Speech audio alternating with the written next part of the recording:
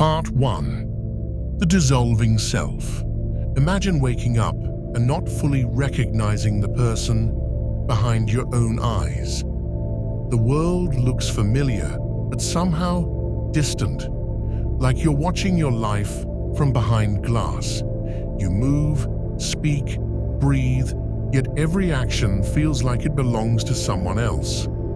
That's the essence of depersonalization, the slow disconnection between consciousness and identity. At first, it's subtle. You notice yourself drifting mid-conversation, detached from the sound of your own voice. Your hands move, but they don't feel like yours. Your memories play back like someone else's film. It's not madness. It's the mind protecting itself from overload. The brain detaches from emotion to reduce pain, but in doing so, it severs the thread of self. Roughly half of all people experience moments like this, fleeting, temporary, often during stress or trauma, but for a few, it never fades. The world stays muted. The self stays split. They begin to question what's real, what's imagined, and whether I even exists as one continuous thing. This is where depersonalization collides with philosophy. What makes you you? Your body, your memories, your personality? If your thoughts and sensations no longer feel like yours, does your identity still exist? John Locke argued that identity is built from consciousness. That sameness of awareness defines the self more than the body or memory. But what happens when that awareness fractures? Depersonalization is not insanity. It's self-defense. It often arises from chronic stress, trauma, anxiety, or existential fear. When the mind senses emotional overload, it flips a switch. It turns reality down, like dimming the lights, to survive the intensity. It's the psyche saying, if I can't escape the pain, I'll escape myself. The tragedy is that survival mechanism becomes the prison.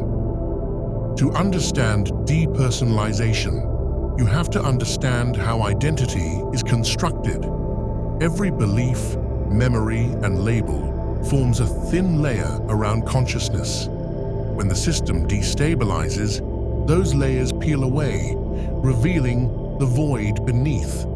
That void isn't empty, it's pure awareness before identity. But to the untrained mind, it feels like death.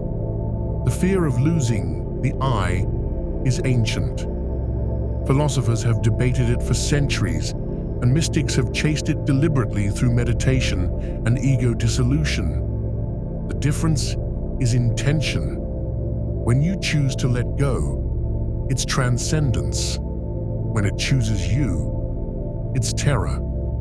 Depersonalization sits at that edge between psychology and spirituality. The moment the illusion of self begins to crack, but you're not yet free enough to see it as awakening. The mind detaches to protect itself, yet in doing so, reveals one of life's greatest truths. The self is not fixed, it's fluid. For those caught in it, the goal isn't to fight the detachment, but to slowly rebuild connection, to anchor back into the body, the senses, the breath.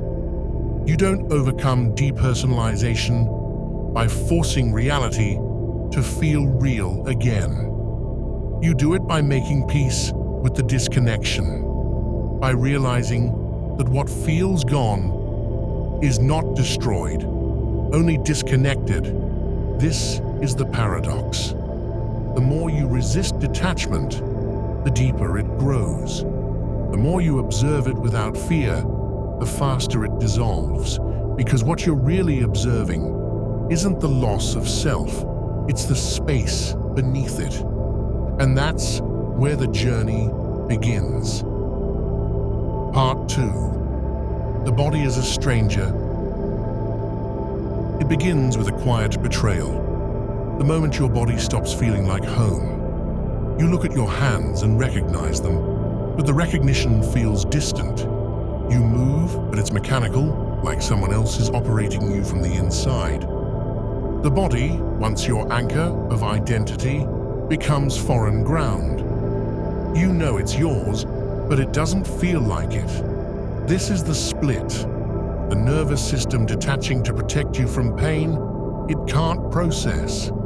It's not malfunction, it's survival. The brain lowers emotional volume to prevent collapse, but when it goes too far, connection fades with it. From the inside, life feels dreamlike. Colors dull. Time bends. You can still speak and move, but everything feels rehearsed. The more you try to feel real, the less real it becomes. This divide between mind and body isn't new. Philosophers have long asked what happens when consciousness no longer feels. Inside the flesh it occupies. Descartes said, "I think, therefore I am." But what if the thinking no longer feels like you? You become both observer and participant, the actor and the critic, aware of everything but detached from all of it. When this extends outward, even the world starts to flatten. Psychologists call it derealization, when the external loses emotional gravity. One separates you from the body, the other from the world. Here's the paradox. The harder you fight to feel real, the deeper the distance grows, because underneath it all isn't madness, it's fear. Fear means awareness still exists. The mind hasn't broken, it's bracing. The body hasn't abandoned you, it's waiting for safety. This experience isn't betrayal, it's protection. The cure isn't to fight the separation, but to rebuild trust. One breath, one moment at a time. The body was never the enemy. It's the guardian, and it's been waiting for you to return. Part 3. The brain's escape plan. When the mind feels trapped, it doesn't always fight. Sometimes it ejects. It's not weakness, it's survival. The brain has a built-in fail-safe for moments too overwhelming to process. It disconnects consciousness from emotion, like pulling an eject lever before impact. That's how detachment begins. One moment you're present, the next you're hovering above yourself, watching the movie instead of living it. The body keeps acting, but ownership disappears. Biologically, it's not random. When danger feels inescapable, the brain picks a third option beyond fight or flight: freeze. It dulls emotion to reduce pain, creating space to endure. The problem is, when the threat passes, the numbness stays. At first, it feels like relief. Anxiety fades, the noise quiets, but the cost is depth. Joy, sadness, color, gone. You become a functioning ghost, calm on the outside, searching for the switch that turns life back on. That search becomes its own trap. Nothing's broken. The system worked too well. It lowered the heat to save you, but never turned it back up. You're not lost. You're paused. The self is still there, waiting for safety to return. You can't think your way out. Logic doesn't fix survival mode. You have to feel your way back. Small anchors. The texture under your fingers. The rhythm of breath. The sound of something real. That's how the nervous system remembers home. The return is slow, like a diver surfacing. Pressure equalizes, clarity returns, and breathing feels natural again. This isn't madness, it's maintenance. The mind didn't leave you, It waited for you to be ready to come back. Part 4. When reality feels unreal. At some point, the disconnection stops being about you and starts consuming everything around you. The world itself begins to look artificial, as if it's been stripped of weight. You see, but you don't feel what you're seeing. Familiar streets look staged, faces blur into actors. Life keeps playing, but you no longer believe the set is real. This is the brain's way of softening impact. When perception becomes unbearable, it reduces emotional input. It's the same protective mechanism, just externalized. Instead of detaching from the body, it detaches from the world. The goal is the same: survival through distance. The problem is that once the buffer is up, everything becomes filtered. Time warps, sounds stretch or fade. The air feels thinner. You catch yourself asking questions that shouldn't need answers. Am I awake?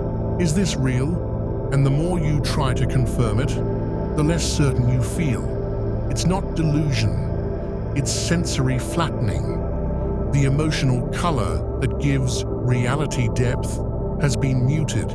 Without it, the world looks two-dimensional, like a memory projected onto glass. It's not that you've lost reality, it's that your connection to it has been dialed down to protect you from pain. When people experience this, they often mistake it for insanity. They think they're losing their mind, but the opposite is true. You're too aware. You're noticing the mechanics of consciousness itself. You're watching perception instead of being immersed in it, and that hyper-awareness bends experience out of shape. Philosophers have wrestled with this idea for centuries.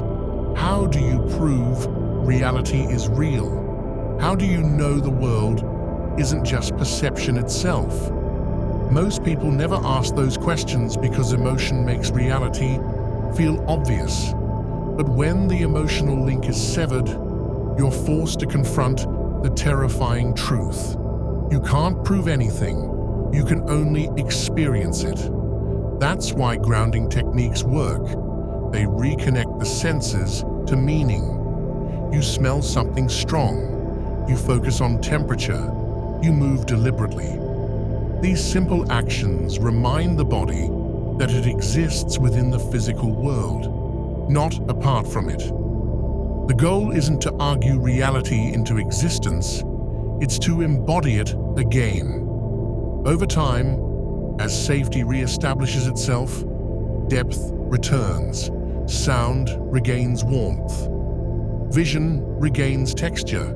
The environment slowly stops looking like a simulation, and you realize it was never the world that changed. It was your access to it. What most call unreality is actually emotional shock, lingering too long. It's your perception waiting for permission to feel again. And that permission begins the moment you stop running from the void and start listening to what it's trying to say. Because when the world looks fake, it's often because you've spent too long pretending. Part 5. The loss of self.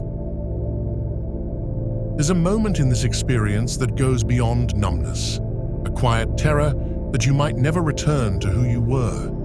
You can still see your reflection, still move, still function, but something essential feels missing. The I that once narrated your life now speaks in fragments, hollow, detached. You're living, but not inhabiting the life. This is the psychological core of depersonalization, the disintegration of continuity. The self, once seamless, starts to fracture. You begin to feel like a spectator to your own existence, watching yourself speak and act while wondering who's controlling it. The world becomes a stage, and you're both the actor and the audience. unable to merge the two. What makes this so haunting isn't the detachment itself, but the awareness of it. You know you're here, but you don't feel here. It's a paradox. Full consciousness with no connection. And that paradox creates panic. The mind begins searching for proof of itself, cycling endlessly through questions. Am I real? Have I lost my mind? Will I ever feel normal again? But these thoughts are traps. The more you chase certainty, the further it drifts. The loss of self isn't insanity, it's an identity overload. Your brain, under prolonged stress or trauma, is trying to reset, to shut down emotional systems until the threat passes. But when that reset lingers, it turns from defense into dysfunction. You start mistaking the safety mechanism for your new reality. Here's what most people don't realize. Identity isn't a single structure. It's a collection of processes, memory, emotion, perception, and narrative all woven together. When one of those processes disconnects, the entire system flickers. You don't stop existing, you just stop feeling like yourself. Philosophically, this exposes something raw, the illusion of permanence. You begin to see how fragile the idea of me really is. The self isn't a solid object, it's a story being told in real time. And when the narrator goes silent, the story doesn't end. It just pauses. The path back begins with understanding that nothing has been erased. You're still you. The system is still running. What's missing is emotional bandwidth. The self can't reattach until the nervous system feels safe enough to process again. That's why the solution isn't force. It's permission. Permission to rest, to stop analyzing, to let your body remember what safety feels like. It's easy to think you need to find yourself again, but the truth is simpler. You don't need to find the self. You need to feel it return. Every moment of stillness, every breath that reconnects you to sensation, every small choice to engage with life again. That's the reconstruction, because you were never gone. You were just waiting for the storm to pass. Part 6. The Mind's Mirror. There's a strange clarity that comes after the collapse, a moment when you begin to see the mind itself working. You're not just thinking anymore, you're observing thought. You start noticing how awareness shifts, how emotion flickers, how perception bends reality. It's unsettling at first, but this is the mirror stage, where you meet the machinery of your own consciousness. Most people never reach this point. They live entirely immersed in their thoughts, never realizing they're separate from them. But when detachment strips you of immersion, you get a front-row seat to how the mind constructs you. Every sensation, memory, and opinion gets stitched together into a continuous illusion of identity. When the stitching unravels, you see the framework behind it, the quiet architect inside the noise. This is both the danger and the opportunity. If you mistake the observation for disconnection, you spiral deeper into fear. But if you understand what you're seeing, it becomes revelation. You begin to realize that you're not the thoughts you think, or even the emotions you feel. You're the awareness behind both. The problem isn't that you've lost yourself, it's that you've accidentally stepped behind the curtain. In this mirror, everything is reversed. What once felt certain, identity, purpose, reality, now feels like projection. And what once felt invisible, awareness, silence, stillness becomes the only thing that feels real. That's why this experience can feel spiritual to some and terrifying to others. The same mechanism that gives monks enlightenment gives trauma survivors dissociation. The context changes everything. When you see the mind too clearly, it loses its magic. Every emotion starts looking like chemistry, every attachment like conditioning. It can make life feel mechanical, but clarity isn't the enemy. It's the beginning of integration. You're learning how to witness your thoughts without being consumed by them. That's a power few ever develop. Think of it like relearning how to drive after seeing the engine exposed. It's awkward at first, but once you understand the mechanics, control returns with precision. You no longer need to feel in order to function. You understand how to steer even through the fog. The key is not to stare at the mirror too long. Observation without embodiment becomes paralysis. You start over-analyzing every thought, monitoring every sensation, trying to force reality to click again. But awareness works like a muscle. The more you grip it, the more it resists. So, you let go. You learn to oscillate, to observe, then re-engage. You look into the mirror long enough to understand what's there. Then you turn back toward life and use what you've seen. That's how you begin to restore balance, not by escaping the mind, but by mastering its reflection. Because once you've seen the machinery, you can never unsee it, but you can choose how to drive it. Part 7. Reintegrating Reality. Recovery doesn't begin when the symptoms disappear. It begins when you stop trying to escape them. Detachment loses its power the moment you treat it like communication instead of catastrophe. The mind isn't punishing you. It's signaling that the system needs calibration. Integration means learning to hear that signal clearly, without panic. Reality doesn't suddenly snap back. It rebuilds itself, piece by piece. You start noticing moments, short flashes when something feels normal again. The sound of your footsteps, the warmth of sunlight, the way your name sounds when someone says it. They don't last long at first, but they're proof that the bridge between awareness and experience still exists. Reconnection is physical before it's psychological. The senses are the entry point. When you touch, taste, smell, or move with intention, you remind the nervous system that it's safe to return. That's why grounding works. Not because it forces you to be normal, but because it rebuilds trust between body and mind. Over time, those fragments of connection begin to align. Emotion slowly returns, not all at once, but in subtle shades. Joy isn't loud at first. It's quiet. Sadness feels unfamiliar, but honest. Even anxiety begins to shift.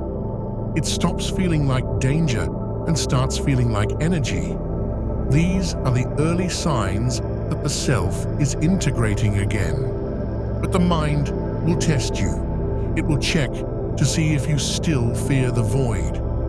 Moments of detachment may resurface, and each time, your reaction decides how long they stay. Fear feeds the distance. Acceptance dissolves it. Every time you remain calm inside the haze, you're teaching your brain that presence is safe. Reintegration isn't about going back to who you were. It's about rebuilding from a higher level of awareness. You begin to move differently, think differently, even relate differently.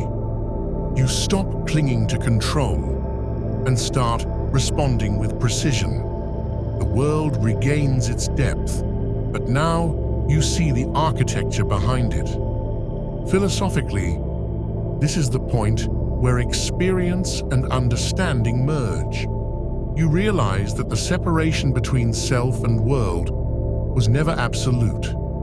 It was perception, under stress. The line blurs again, but this time with intention. You re-enter life not as the same person, but as the one who has seen what lies beneath identity and still chooses to engage. Reintegration is not about perfection, it's about presence. You'll still drift sometimes, still have moments of unreality, but you'll meet them with composure instead of fear. That's mastery, when awareness stays steady, no matter how reality feels. The mind isn't fragile, it's adaptive. What once fractured to protect you can now evolve to empower you. Every moment of reconnection is proof. You're not rebuilding who you were. You're constructing who you were always meant to become. Part 8. Becoming whole again. Wholeness isn't about returning to who you were before the fracture. It's about becoming the person who understands both sides of it, the one who's lived inside the illusion of separation and learned to see through it. After everything you've experienced, normal doesn't exist anymore. What comes next is better. Authenticity. When the mind reintegrates, it doesn't erase what happened, it reclaims it. Every layer of numbness, every second of disconnection becomes part of your new foundation. You stop seeing the experience as a malfunction and start recognizing it as an initiation, a forced awakening into deeper consciousness. You now know what most people never face, that the self isn't fixed. It's fluid, evolving, and resilient. There's peace in that realization. Once you've watched your sense of I dissolve and still survived, fear loses its leverage. You stop mistaking identity for permanence. You understand that you can rebuild yourself endlessly because awareness itself never breaks. You've seen behind the curtain, and what's left is unshakable. This is where life starts to feel real again, but in a new way. Reality no longer depends on emotion. It flows through awareness.